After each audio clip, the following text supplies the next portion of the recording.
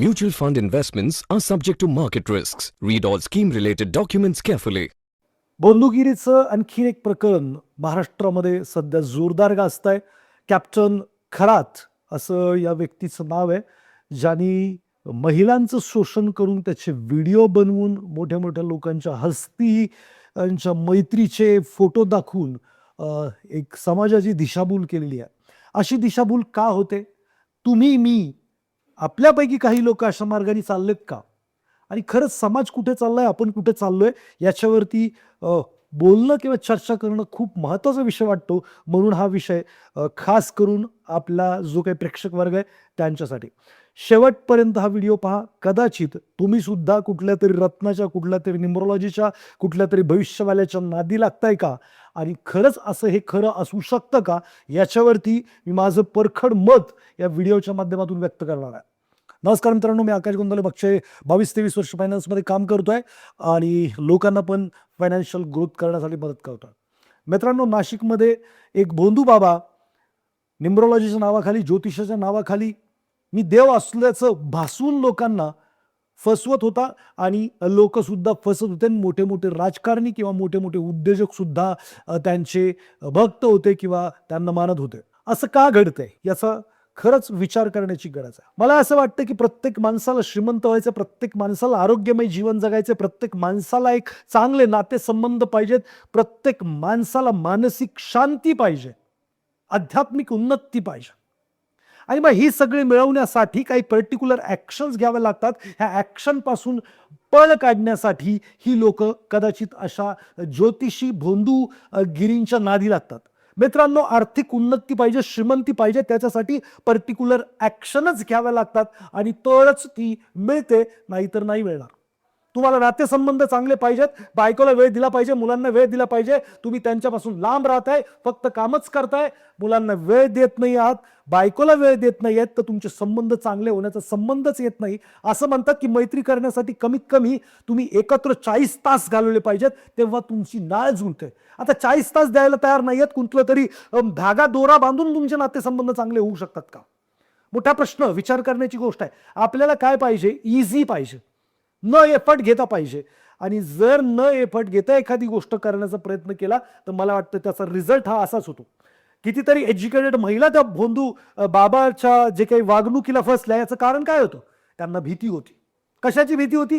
की जर या बाबाच्या विरोधात गेले तर माझा नवरा मरेल, जो काही तो बोलतोय ते खरंय, किंवा माझ्या आयुष्यात काहीतरी वाईट घडेल, अशी काहीशी भीती त्यांना होती. पण त्यांना हे माहीतच नव्हतं कृतीला फळ आहे. जे तुम्ही पेराल तेच वापणार. मी जर रानामध्ये गहू पेरले तर गहूच वापतील, तिकडे ज्वारी नाही येणार. आणि जे पेरलं ते मल्टिप्लाय मध्ये वापणार. जर मी कृती चांगली करतोय तर माझ्या आयुष्यात कुठल्याही बाबाच्या शापानी किंवा कुठल्याही कशाने काय होणार नाही, याचा विश्वास आपल्या आतमध्ये असणं गरजेचं आहे. मित्रांनो, आजचा हा व्हिडिओ मला साधं सिंपल एकच गोष्ट सांगायची आहे. तुम्हाला जर आर्थिक उन्नती करायची आहे तर काय करायचंय? पैशाला कामाला लावायला लागेल. तुम्हाला पेशन्स शिकायला लागेल, तुम्हाला आर्थिक गोष्टींचं नियोजनाची माहिती घ्यावी लागेल, समजून घ्यावं लागेल, एक नकाशा बनवावा लागेल, त्याच्यावरती चालायला लागेल. तुम्ही जर हे केलं तर हेच होणार. हे काळ्या लगरावची पांढरी रेघ आहे. निसर्गाचे काही नियम आहेत. मला सांगा, तुमची पत्रिका फार खराब आहे, एका माणसाची पत्रिका फार चांगली आहे, त्यांनी दोघांनी 25व्या मजल्यावरनं उडी मारली, कृती सेम केली, रिझल्ट सेम येईल, दोघंही फुटून मरतील. कृतीला फळ आहे. तुमची पत्रिका काय करू शकत नाही, तुमचं नशीब काय करू शकत नाही. तुम्ही जर बचत करताय आणि कायदेशीर आणि फायदेशीर वेनी पैशाला कामाला लावताय तर आज ना उद्या श्रीमंती मिळणार. कुठलाही धागा, कुठलाही खडा, कुठलंही गणित तुमचं आयुष्य बदलू शकत नाही. तुम्ही जर ती पर्टिक्युलर ऍक्शनच घेत नाही आहात, तुम्ही आलेला पैसा उधळताय, तर तुम्ही गरीब होणार आहे. कुठलाही धागा, कुठलंही काही तुमचं काही करू शकत नाही. आरोग्याचं म्हणाल, सर आरोग्य चांगलं ठेवायचं आहे, एक्सरसाइज करायला लागणार, प्राणायाम करायला लागणार, पंच महाभूतांचं बॅलन्सिंग करायला लागणार, पंच शरीरांकडे लक्ष द्यायला लागणार. आणि जर तुम्ही ते एक्सरसाइज प्रॉपर करताय, प्राणायाम प्रॉपर करताय, प्रत्येक गोष्ट तुम्ही जर प्रॉपर करताय, तर तुमचं आरोग्य चांगलं राहिलंच पाहिजे. तुम्ही जर योग्य डाएट घेताय, ही कृती आहे. ही कृती जर मी प्रॉपरली करतोय आणि मला कोणीतरी सांगतंय की नाही तुझी तब्येत खराब होणार आहे, हे खरं नाही मानलं तर काय काय संबंध? मी जर सर्टन रिझल्टसाठी सर्टन ऍक्शन घेतोय तर ते रिझल्ट यायलाच पाहिजेत आणि येतातच, असा माझा विश्वास आहे. आणि तुमचाही असला पाहिजे. तुम्ही जर एक्सरसाइज करत नाहीयेत, जंक फूड खाताय आणि कुठला धागा दोरा बांधलेली तब्येत चांगली राहते कोणी सांगितलं? बरं, कन्क्लुजन, आज ना उद्या हे शरीर तुम्हाला हे जे काही प्राण आहेत ते सोडून जाणार आहे. म्हणजे जे काही श्वास आहे तो बंद होणार. आज ना उद्या तुम्ही मरणारच आहात. शरीरात आजारपण येणं हे परफेक्टली नॅचरल प्रक्रिया आहे. कोणत्या धाग्यानी, दोऱ्यानी, खड्यानी ते तसं नाही होणार आहे. पर्टिक्युलर व्हायरस आतमध्ये शरीरामध्ये गेला, ते मशीन थोडंसं खराब होणार. परत ते पूर्ववत करण्यासाठी तुम्हाला पर्टिक्युलर ॲक्शन्स घ्यायला लागणार. मी तुम्हाला पैशांबद्दल सांगितलं, पर्टिक्युलर ॲक्शन घ्या. तुमची आर्थिक परिस्थिती चांगलीच होणार, याच्यात शंका बाळगू नका. मी आरोग्याविषयी सांगतो, तुम्ही काय करा, योग्य एक्सरसाइज, योग्य डाएट करा, तुम्ही आजारी नाही पडणार. कोणत्याही भोंदूबाबाकडे जायची गरज नाहीये. कोणी तुमच्या शरीरावर खेळणार आणि तुम्ही शांतपणे बसणार. सगळ्यात मोठा गुन्हा तर तुमचा आहे की तुम्ही अशा लोकांच्या नादी लागताय. का तुम्हाला इझी शॉर्टकट्स पाहिजेत?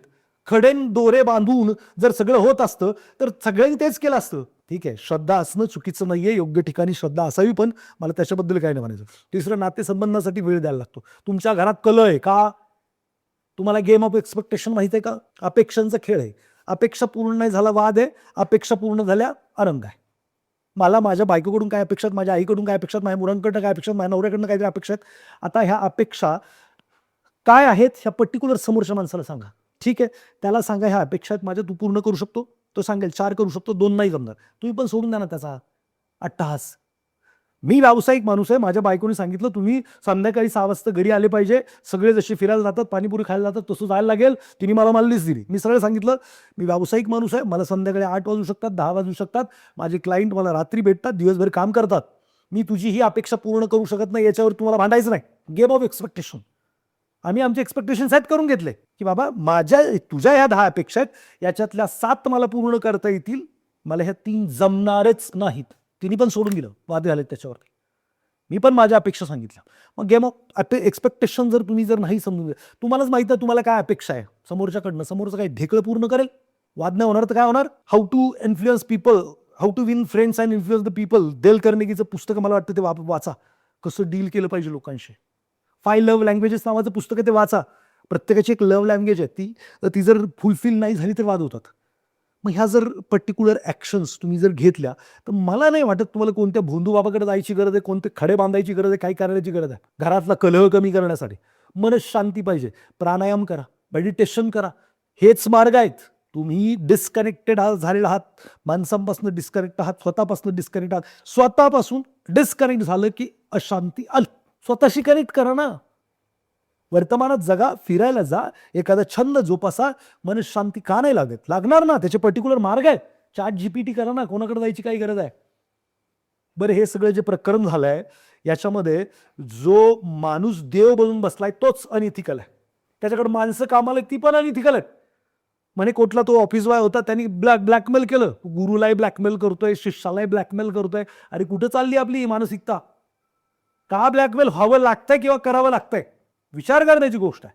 आणि बघा, माझं साधं सिंपल असेल, ज्योतिष सायन्स असेल, न्यूमरोलॉजी असेल, सगळं काय असेल मला माहित नाही, पण त्याचा इफेक्ट किती आपल्या जीवनावरती. तर माझं आयुष्य लई चांगलं आहे, मी खाटावर बसून राहिलो. मी असं पण कुठेतरी ऐकलं होतं की अगर आपका नसीब अच्छा है तो कुछ करने की जरूरत नहीं, क्योंकि आज नसीब अच्छा है सब कुछ मिल ही जाएगा, बिना किए भी मिलना ही चाहिए.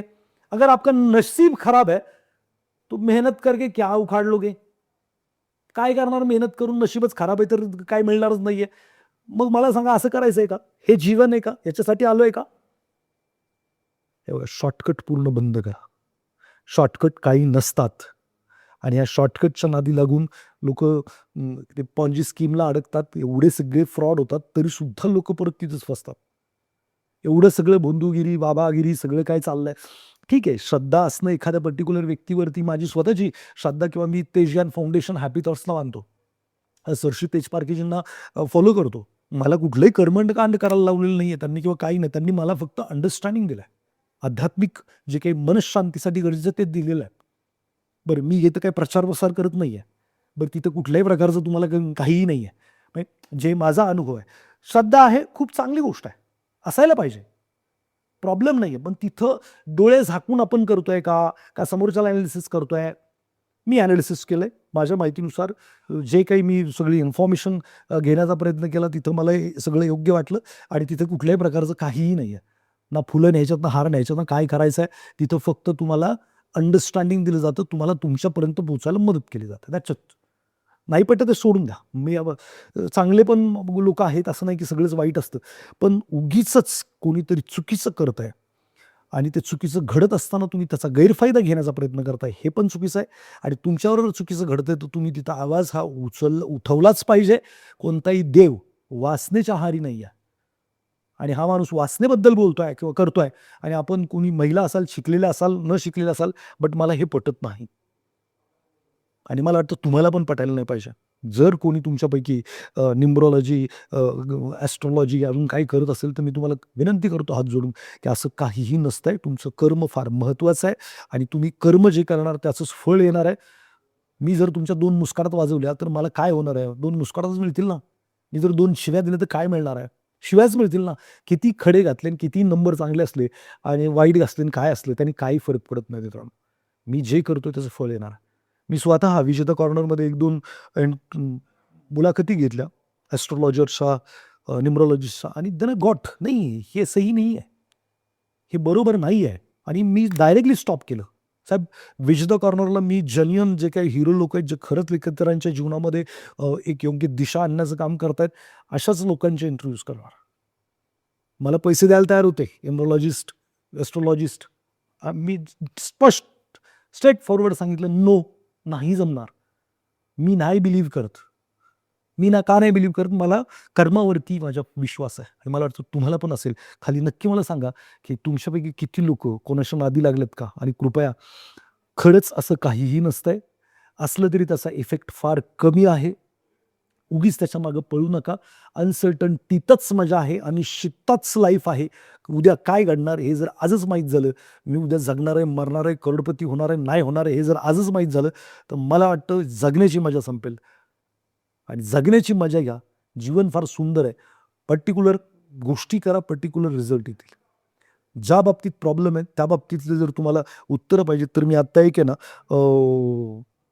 खुशी हो खजाना नावाचा मी एक कार्यक्रम घेत होतो. जुन्या काळामध्ये महिनाभराचा कार्यक्रम, द मॅजिक नावाचं पुस्तक आहे, अरुण नबनचं. मी ते वाचून त्याच्यावरती माझे जे काही एक्सपिरियन्स आहेत ते शेअर करतो. It was fabulous programme. तो प्रोग्राम मी देतोय, ज्याच्यामध्ये तुमचं physical, mental, social, financial, spiritual कशा पद्धतीने तुम्ही अपलिफ्टिंग करू शकता. तुम्ही आजारी असाल, आजारपणातून कसं बाहेर पडू शकता, तुम्ही मेंटल स्ट्रेसमध्ये असाल, त्यातनं कसं बाहेर पडू शकता, तुम्ही आर्थिक प्रॉब्लेममध्ये असाल, त्यातनं कसं बाहेर पडू शकता. अशा प्रत्येक गोष्टीवरती खुशी होगा खजाना, द मॅजिक नावाचा तो प्रोग्राम आहे, आनंदाची खाण. तर तो प्रोग्राम मी अपलोड करतोय. सो याच चॅनलवरती पण मी करेल आणि अजून एक चॅनल खुशी होगा खजाना बनवून त्याच्यावरती टाकतो. हिंदी भाषिकांसाठी पण आहे आणि मराठी भाषिकांसाठी पण आहे. तर नक्की ते फॉलो करा. 1 महिना म्हणजे 1-1 तासाचा आय थिंक एक व्हिडिओ आहे. असे 30 तासाचे व्हिडिओ आहेत. तर ते नक्की पहा. It's a free of cost. याच्यामध्ये कुठलाही भोंदूपणा नाही, काही नाही. प्रॅक्टिकल सायन्स जे काय आहे तुमच्यासमोर पुटअप करण्याचा प्रयत्न केलेला आहे. नक्कीच तुमच्या आयुष्य ट्रान्सफॉर्मेशनसाठी कामाला येऊ शकेल. ज्या लोकांना खुशी होगा खजाना करायचा आहे, त्यांनी खुशी होगा खजाना, ट्रिपल के टाइप करा. खुशी होगा खजाना टाइप करा चॅट बॉक्समध्ये. त्यांना पर्सनल संपर्क करून त्याची लिंक पाठवण्याची व्यवस्था मी करतो. व्हिडिओ आवडला असेल लाईक, शेअर करा. जी लोकं अशा लोकांच्या नादी लागतात त्यांना पक्का हा व्हिडिओ पाठवा. भेटूयात पुढच्या व्हिडिओमध्ये. धन्यवाद. Thank you.